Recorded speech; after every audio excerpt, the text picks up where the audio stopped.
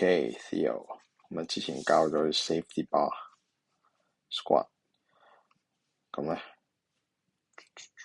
呢度10即係咩意思啊？咁10係一邊係10 kilo， 定係一共10 kilo？ 條巴大概30 kilo 左右，咁你要改翻呢個，咁我可以揾翻啱嘅數據。咁仲有呢個 pull up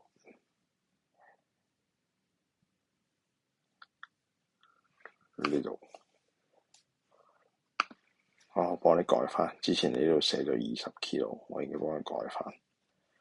咁樣之前話你手要伸直啲啊嘛，咁你今個禮拜呢度1到2下之間，你隻手一定要盡量咁伸直。你要發視頻俾我 ，OK？ 一係發視頻俾我，一係就係呢個地方 upload 你嘅視頻，咁我就可以喺呢度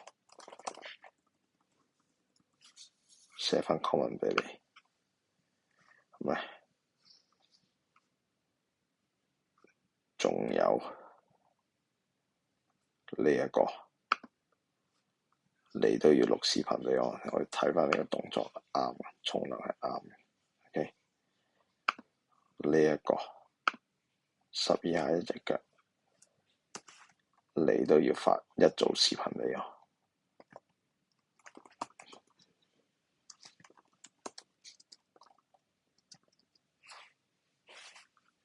咁你記住，你嘅 safety bar 如果之前係10 kilo， 我當你呢度做咗連埋條巴，一邊一個5 kilo， 咁我計你40。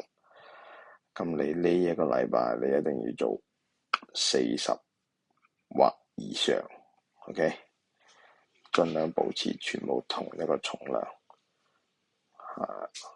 咁暫時就冇乜嘢。如果我有其他嘢要你視頻俾我，我會話你聽。同埋你有咩嘢你唔明，你都要問我。